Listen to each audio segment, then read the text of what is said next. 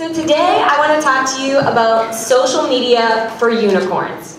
And we'll get into that. But before we do, and I'm very grateful because Twitter was actually down during Werner's presentation, so every time I kept trying to tweet him, I'd get an error message. But the fail whale is gone. And what I'm asking you is, as we're going through this conversation, if you have a question that doesn't get asked, if you have feedback, if you want to tell me how to improve this presentation, get at me. Shoot me a tweet. I want to see you on your phone. It's probably the one quote-unquote class that I don't mind if you're on your phone. But what I expect to see, if you do that, and here's my handle, Amanda_Healy.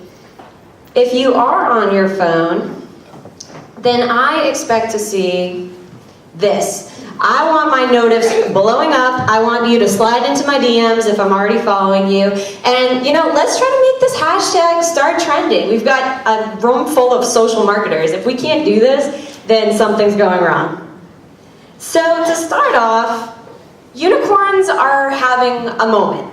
Regardless of how you feel about this commercialized unicorn, we've seen them popping up all over social. So, from user-generated content to people taking inspiration from unicorns to celebrities getting on board with the unicorn train to baristas going viral about unicorns. But I'm not actually here to talk to you about a drink that has 76 grams of sugar in it. I'm here to talk to you about social media for unicorns. So you're thinking to yourself, what does that mean? And when I think of a unicorn, what I think of is what unicorns do best. Okay, unicorns don't try to be anything else beyond what they are. They are just a unicorn. They didn't go to unicorn school to learn how to do unicorn things with their unicorn friends. They are just true to themselves. So what I'm getting at is that today's presentation is about being authentic, except that I hate the word authentic. It's becoming a buzzword. You're going to hear everyone and their mother using the word authentic. So in my head, when someone says be authentic, I just replace it with be a unicorn. Be who you are, be individualistic. This goes for personalities, individuals, and it goes for brands. So we've heard this thread introduced by Werner. It's carried through our last presentation. And today, this is what this presentation is all about. Building a strong personal or physical brand and allowing that to carry over not only in the digital sense, but to the physical sense and back and forth. So I want to start with a quote because this kind of just puts it in perspective for me. Always be yourself. But if you can be a unicorn, be a unicorn. So that's the end message for today. And what I want to begin with is, that things really haven't changed, right? First impressions have always been super important. When I got up on the stage, you immediately formed an impression about me. You had a thought, a series of thoughts and connected actions. What's changed is that first impressions continue to be important. We were taught, give a strong handshake, make eye contact, talk clearly. But what's changed is the medium. So in 2017, and certainly beyond, your first impression is very likely to be a digital one. Meaning that before I quote-unquote meet you in person, I'm very likely to meet you online. And this could be true for dating, this could be true for interviewing, it could very well be true with your brand, meaning your company's brand. Before I try out a restaurant, a salon, any brick and mortar location, I'm going to Google that, I'm going to read reviews, I'm going to form what I call a digital first impression. So if someone Googles me, they're going to see this page, they're going to see my LinkedIn profile, they're going to see my Twitter profile. And I've created a cohesive brand for myself. Aim to do the same with your business and with your personal aspect. But what's critical is that you have a brand promise. So again, this comes to personal brand or it comes to professional brand. What it means is that you have 3 to 5 keywords that best represent who you are. And it should be a mix of this. So it's a mix of image, it's a mix of value. So what value do you bring to your target audience? Whether from an individual standpoint or a brand standpoint. I also use this as a rule of thumb for whenever I share something on social media. So I tend to use the 3 L's. Before I hit post or send or whatnot, I think to myself, am I hitting one of these L's? Is my audience going to learn from it? Are they going to love it? Meaning, am I going to elicit some kind of emotional reaction? And it might not mean actually love, it might mean hate. But that strong emotional reaction is what creates a memorable social post. And the final one is laughter. We all love to laugh. You look at the virality of memes, you look at the virality of short videos, animal videos. If you hit on all 3, this for me is the recipe for viral content. So add value with your personal brand or with your company brand. And the last is vision. So I'll get into this in a little bit, but what I truly love about social, and this was a thread that started with Warner, is its ability to humanize. I think one of the biggest pitfalls, not only of brands, but of individuals, is that they forget that the inherent aspect of social media is social. And instead, they use it more of a traditional means of marketing versus a true social conduit. So the key to what I'm speaking to today is aligning that physical brand with your digital brand. There is nothing more jarring to the human being than this concept called cognitive dissonance. Cognitive dissonance means that my expectations and my reality are not in alignment. A personal example would be if I visited your LinkedIn profile and you have a picture from 5 years ago and you have all these great testimonials from people you've worked with of how approachable you are, etc. And then I meet you in quote-unquote real life. And first of all, you don't look anything like that picture. And second of all, you aren't approachable at all. Maybe you're condescending, whatever it may be. Right off the gate, and whether this is I'm aware of it or not, maybe it's more subtle, an inherent distrust is developed. The same thing goes for brands. If I have the Coca-Cola brand logo as I expect it should look, and then maybe I'm in another country and I see a logo that's a little bit pixely, it's the wrong color, it's kind of turned weird, I'm like, that's phony, that's a fake, that's fake news right there. And the same goes for us with brands. If I go to your website and it's all glossy, it looks high-end, same thing, maybe some testimonials from customers, and then I enter your brick and mortar store, or maybe I make a purchase online, and that reality just doesn't align to the story you're telling on your digital property, immediately you have lost my trust. And we all know that trust is easily lost and not easily regained. So in my head, dissonance equals distrust equals death. Death to your brand or death to your personal brand.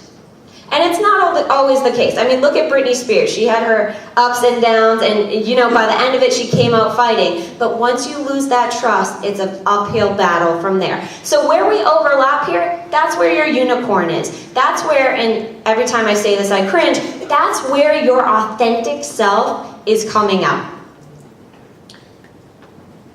So, for me, being multiple personalities is just too much work.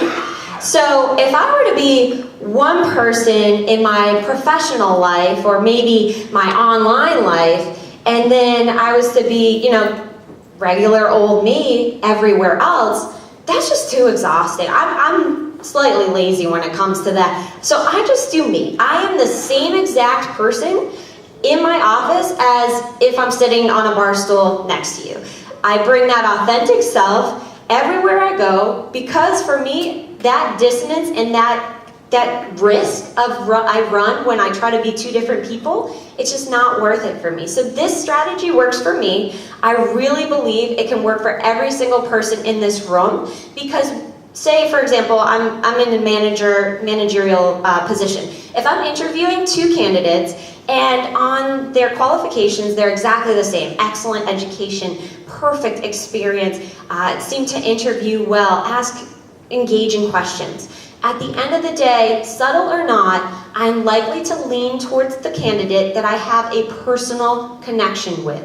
If you're not driving at a personal connection through your digital properties, your website, your LinkedIn, your Twitter profile, again, could be your individual or your company's, then you are losing out on the thing that makes social so important and so powerful.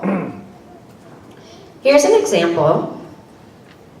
So everybody, I assume, in this room would know Tom's shoes, right? So if we look at this, Tom's shoes, their logo, okay, I get it, 1 for 1. So I think that means, you know, I buy a pair of shoes, someone in need gets a pair of shoes. Okay, cool. This is your traditional advertising. This is kind of a one-off communication that the end user has to form an opinion about, right? So if I compare that to the power of social, the power of social is to tell the story.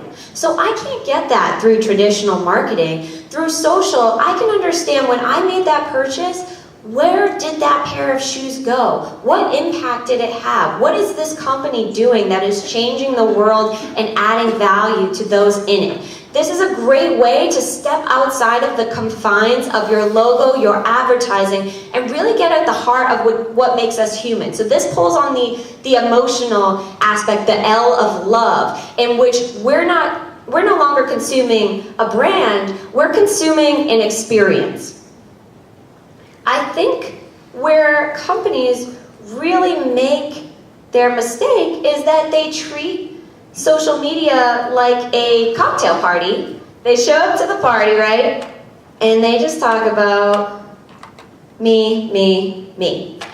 I cannot stand it when companies treat social media as a traditional marketing vehicle. So traditional marketing, advertising, PR. Basically, if we think about traditional marketing as a bullhorn or a mega speaker, it's a one-way communication. It's a one-to-many ratio. You're putting something out there and you're not really getting feedback on it. You're just hoping it sticks. The correct way to think about social media is as a walkie-talkie, right? So with a walkie-talkie, I can talk to multiple people. I can be on as many channels as I want. And here's the key. With a walkie-talkie, listening is equally as important as speaking. For the first time, we can talk to brands, and brands can talk back to us. Brands have not had a face necessarily before. And the same goes for individuals. For the first time, we can talk to celebrities and they can talk back to us. What social media does is it gives us access to things that we never had access to before. And with great power comes great responsibility. So to the point that Eric made with, I think it was Hilton, who was going forth and interacting with their guests and offering them recommendations. Sure, maybe they couldn't directly correlate to revenue, but the fringe benefits of that are so monumental. I am so JetBlue loyal because when I check in at the gate, I immediately am getting a tweet from them. They know I'm a Mosaic member. They're asking how I'm doing today, anything they can do to make me more comfortable. And it's constantly a back and forth. They respond instantly. It's amazing. I see JetBlue as an individual rather than as a company. I feel that they care about me as a customer. So I can't emphasize this enough. If you're on the right, you're doing it all wrong. And I'll show you examples of this because you might not even realize that you're doing it. I train a lot of sales teams, and a lot of my sales members, unfortunately, just get so excited about social and Twitter, and then they go on and they tweet, and that's it. They just go on and post, and they're throwing it out there, hoping it sticks. No engagement, no retweets, no comments back, no following other people. It's a hot mess. But I see this with companies alike. And I should back up, so I didn't really introduce what I do, but I work for TIBCO Software, B2B software company. We've got a member in the audience as well. We sell mostly integration and analytics software. I run demand generation for TIBCO, but previously ran social media for CA Technologies, another tech company. And actually our employee in the room is the one that runs social media for TIBCO. So toward the end, if you have questions specifically around building an audience on social for a B2B company, we are definitely your resources. My side hustle is that I speak all over the country at conferences like this, mostly on personal branding, but today on unicorns, so got that out of the way. So this drives me crazy. If you take one thing away, be the walkie-talkie, be the unicorn. That's how you stand out. That's how you cut through the clutter, too. So Werner talked about, I think his second point was, there is so much clutter in social media. There is so much noise in social media. cut through the clutter by bringing that human element, by bringing the social element, the communicative element back into social media. So here's my terrible example. I have no affiliation with this company at all. I don't even know really who they are, but I happened to be poking around last night on Twitter, and I came across this company. And they have a decent following. They're almost up to 3,000, clearly a smaller company. And I'm scrolling through, and they're in my hood, they're in technology, and so I'm scrolling through, okay, posting about me, posting about me, posting about me. And so I kept scrolling. Okay, more about me, some more about me, also me, mentioning someone else, but just coming from me. And I kept going, and it took me until May 9th to find something else that wasn't just about them or tweeted by them. So that's over a week. This for me, and again, take this, maybe it was a person that was tweeting like this. I am immediately turned off because in my head I'm like, ugh, if I meet this brand in person or this person in person, they're just going to talk about themselves the whole time. I see we talked about in our last presentation, give to get. There is no give to get here. And so while they might have a decent audience of a couple of thousand, I can assure you that that is not an interactive audience. That is not an audience that is driving value for this business. Contrast it with a great example. So whether you're Dunkin', Starbucks, or mom and pop a fan, and I'm torturing you, I guess, because your coffee break's coming up, but this is a phenomenal example of doing social well. So right off the gate, even though they're tweeting from their own handle, they're using user-generated content. This is not a professional photo. This is not an advertisement. This is someone who is graduating and holding a cup of Dunkin' Donuts. And as I scrolled through, I saw amazing content, not only from their own handle, but from their partners. I saw they were jumping onto relevance, they were using some of their promotions with their partners, and overall, Dunkin' does a great job of this. I know I've tweeted to them in the past, maybe I had an issue with the app, or maybe I had a poor in-store experience. They're phenomenal at responding, but responding in a genuine way. So they don't speak corporate, they speak Amanda, they speak Jennifer, they speak Bob, they speak a normal language that makes you feel like you're just going back and forth with a friend. And that is the power of social, the human element. So guys, I've been trying to keep as much as I can to our time schedule, but I want to leave you with some critical points. Number one, your digital impression is greater than or equal to your physical impression because it is primarily the impression that someone will form before. They will form it when they reach you via Google, via LinkedIn, via Twitter. The power that you have is the power to shape this. Think about the type of impression that you want to get out there. Look at people or brands that are doing it really well. What language do they use? What image do they project? How do they back up that personal brand or that professional brand with content that aligns to that brand? And oh, by the way, are they adding value with each and every piece of content that they share? Number two, don't front. Cognitive dissonance is the death of any brand. Be who you are, rock the hell out of it. Every single person here is very different and has a different story. Same goes for your company. There is a story behind your company that you might think no one cares about. Well, guess what? That's how you bring me into your fold. When you post a picture from the office, yeah, of course it doesn't need to be every single day. I get a behind-the-scenes look of the human side of your business. Leverage that power to your advantage. Number three, don't show up at the social and talk about yourself. If I go to your page and it's all about you, you have lost me as an interested party in anything that you have to say.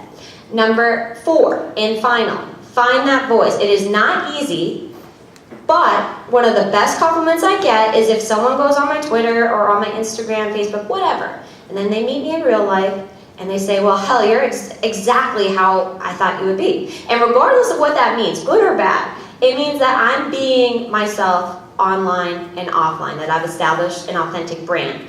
Aim for that. Aim for that similarity, that union between your digital presence and your physical presence, whether it's for your company or for your personal brand. So I'm going to take it into Q&A.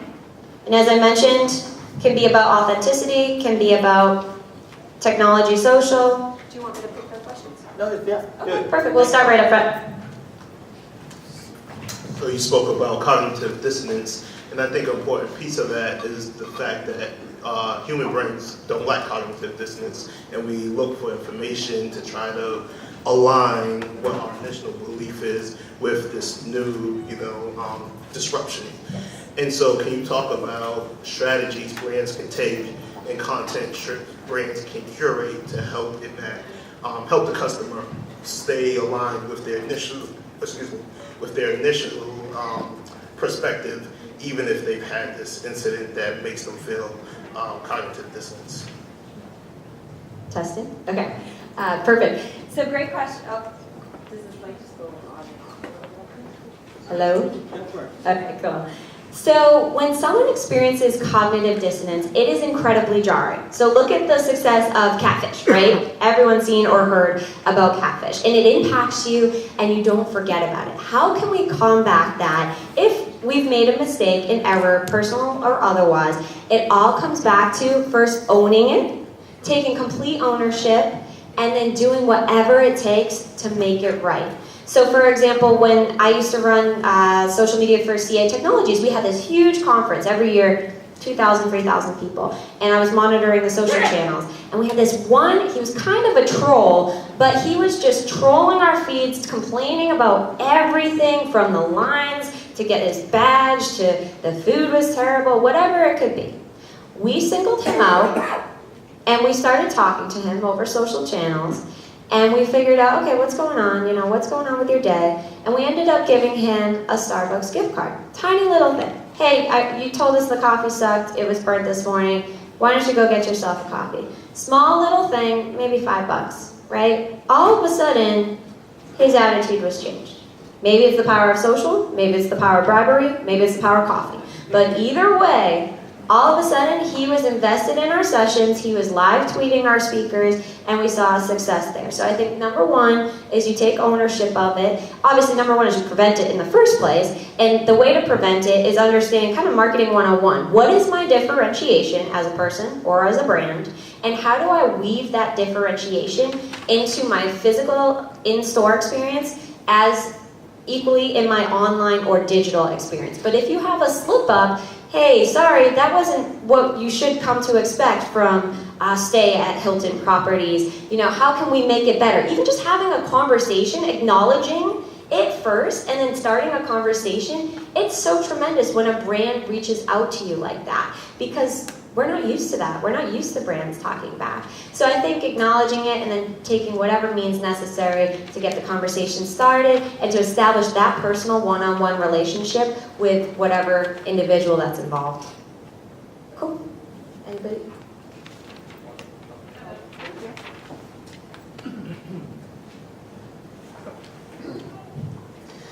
I understand that the benefits of being real and being personable, these are obvious. What happens when you establish this communication, the personality, and then the person leaves the company? Oh, good. And a follow-up question, when you set up a social media program for your previous employer, and you left that employer, what happened to that program? So I'll start with the second question. So one of the, I can just talk loud if you want. So one of the things I did for CA is we were a mammoth technology company, right? Should just hold it. I won't scream, I promise. I don't think so. That's okay, I can just talk loud. Yeah, talk loud. You might be surprised to know I was a cheerleader, but you're not surprised. So, CA Technologies, 14,000 employees, okay, kind of an old guard company, so to speak. We got our start in mainframe. Many of the employees were in their middle to upper ages, aka a hellhole for anyone trying to start a social media program that hadn't been in place before. So I created what I called Social U, I made it basically a one-on-one, 101 social training class for our employees to get them enabled. So no one would feel embarrassed. It was anonymous. It was conducted virtually and physically. So to your point, after I finally got this stood up, got the wheels running, got it in a place where it needed to be, what happened when their evangelist left the company?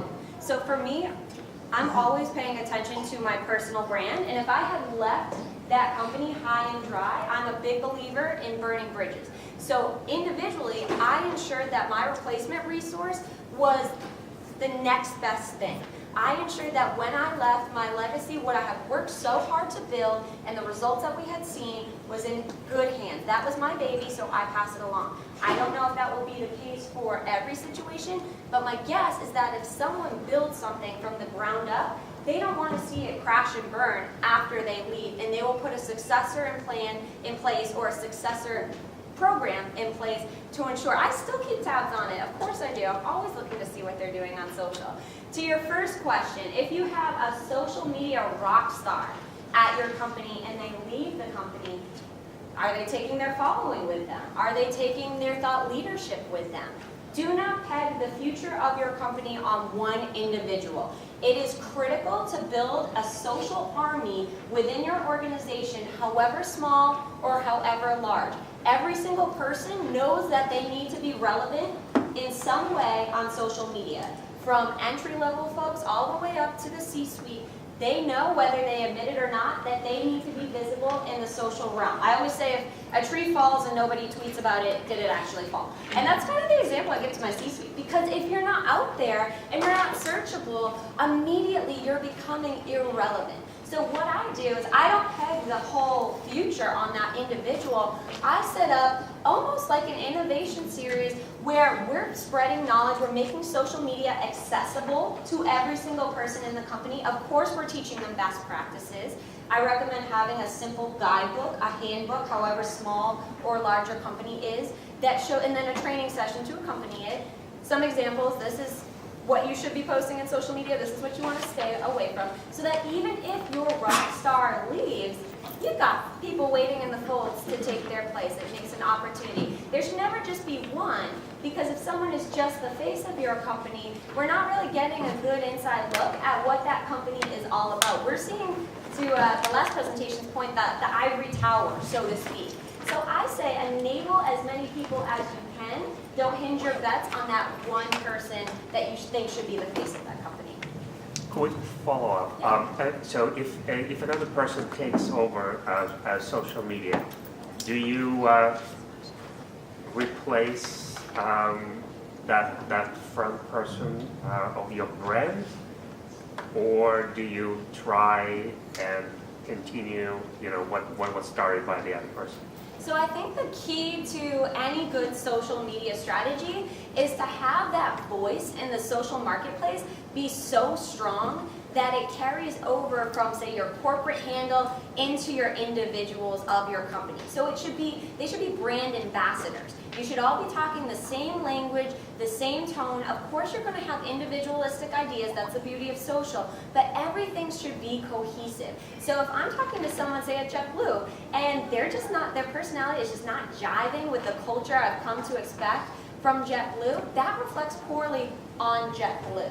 And it's kind of a hiring thing too. You would never hire someone if, even despite their qualifications, they didn't fit with the company culture, the company values. So I think building a strong corporate voice first and strong corporate channels will allow it to tide over into individual accounts very, very well. I think they should be completely on the same page, but with different value adds from each of them.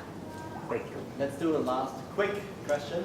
Hi, this is regarding your give to get principle, and I think Eric had also mentioned this earlier.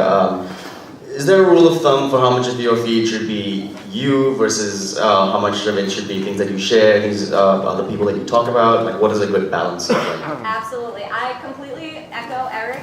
He put forth that 20% of the content, whether it's me as a person or me as TIBCO, should be TIBCO-specific content. The remainder should be industry best practices. It should be peers. It should be people that I respect and gain value from. Because to his point, when 20% of the content is your own content and the remaining, therefore 80% is third-party content, you are receiving the fringe benefits of those third parties. So when I share something, say by Gartner, which is an industry analyst in my field, I am getting the halo effects of Gartner, that it's a trusted advisor. I'm gaining access to their network potentially if they retweet something that I post out or comment back. So when I work with small businesses, of course they immediately use their own content as a crutch, but instead I say before you even start, say you're starting a new social channel, a new Instagram account or whatnot, first do your research. Who out of your competitors and in your space is actively on this network? What types of